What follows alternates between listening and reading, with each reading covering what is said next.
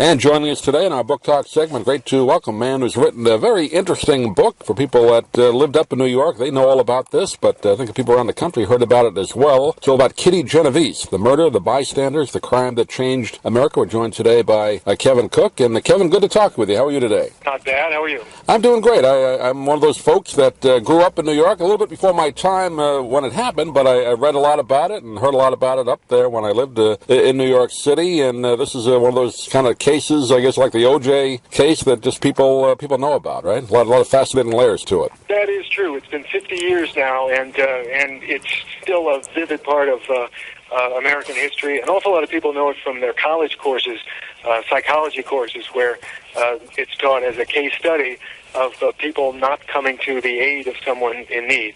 Yeah, the Genovese syndrome, is that the term for it? That's it, yes. And it turns out that the original case is much more complicated than the way it was presented at the time. It was not an instance of 38 people looking out their windows while grisly murder is underway and watching this predator stab Kitty Genovese to death over the course of 30 minutes. That's how it was reported, but that's not really what happened that night. People were confused. Some were afraid. Some didn't know what was going on.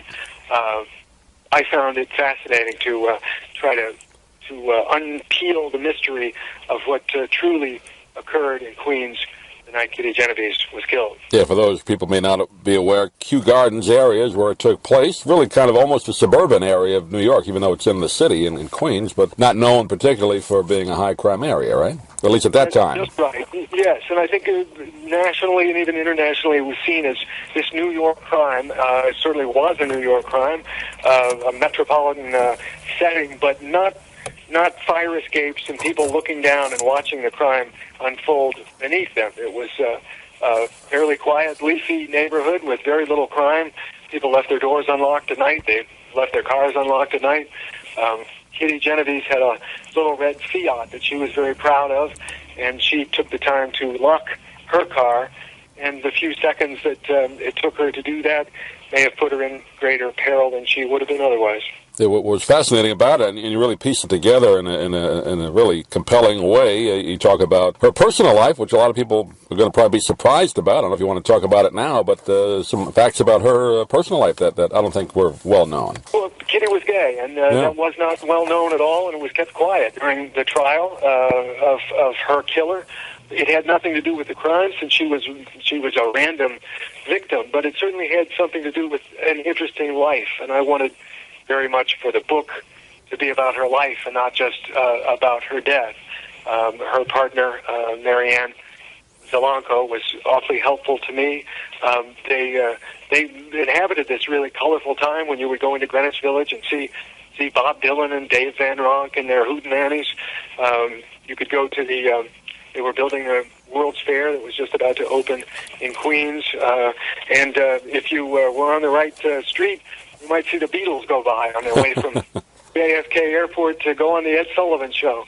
So it was a remarkable time. It was also, part of the darkness and foreboding of the story is that it was dangerous to be gay in New York City, even in Greenwich Village at the time. So it's not a time when you hold hands with your girlfriend if you're a lesbian, because there are people who would like to beat you up for it. They felt safe, oddly enough, safer when they got back to Kew Gardens, got off the train from Manhattan. And, of course, safety is the one thing that wasn't going to be provided for Kitty Genovese that night. Interesting when you think about the media today and all those shows and outlets. I'm sure that would have been probably the second lead of that story, her lifestyle, right? As compared to then.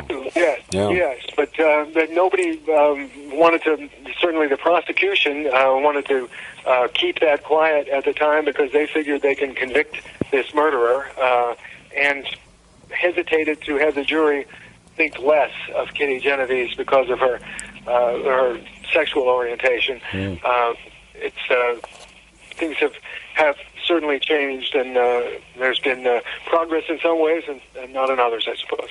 You talk about the killer, and this guy is something, the way you describe him, Winston Moseley. I mean, some graphic details in the book, and I guess not pleasant to write about it, but fascinating nonetheless. What his life is all about, huh? Yes, it is. It is hard to shield your eyes when you're writing a book, but it's not horribly graphic, I feel, but graphic in the ways that it needed to be to describe this monstrous character who took pleasure in attacking defenseless women. He had increased his criminal activity from burglary to rape to murder. He's also the kind of character who felt persecuted later. He's been in prison now for 50 years, but when he was trying to get paroled, would write the occasional editorial or op-ed story. He wrote an editorial for the New York Times in which he claimed that what he had done did a service for society because it alerted us all to the knowledge that we need to help each other when we need help. Yeah, pretty warped. And I thought it interesting, too, you described he briefly escaped, which you wouldn't have expected that to be even happen, even 50 years ago in New York City, but he escaped for a while, didn't he? Yeah, isn't that remarkable? Yes. Well, I think people who favor the death penalty may wind up pointing to the fact that he was convicted of murder and sentenced to death in the electric chair. That was overturned on appeal. 4 years after the crime, he then escapes from Attica and goes on a rampage for 4 days in Buffalo, in which he rapes 2 more women. And it takes 200 plus police officers and FBI agents surrounding an apartment where he has taken a hostage to recapture Winston Moseley, who's still in prison and is now the longest serving prisoner in New York State. Did you get a chance to try and make contact with him in any way to get his thoughts on this book? Or? I definitely tried. He didn't want to talk to me. No. I wanted to look him in the eye.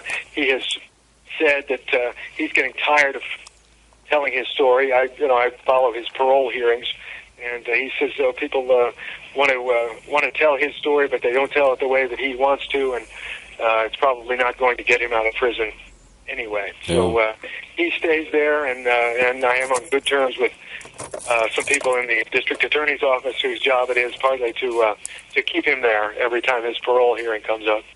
Well, it's a fascinating story, and you also kind of weave in a bit of journalism in there as well about who became the publisher of the New York Times. That is kind of interesting. We don't have time to really talk about that today, but it's one of those kind of books that it reads like a novel, Kevin, even though it's a sad, tragic story, but it's a fascinating story to read. Do you have a website people can get a hold of the book? I know it just came out. It's available wherever you can look for books. It's certainly at Amazon. It's at Barnes & Noble. It's at your local bookstore. There is a lot of availability out there, so I hope that people who look for Kitty Genovese can find it easily. Great. Kevin, appreciate you taking a few minutes today, and good luck with the book, and we'll talk to you again sometime.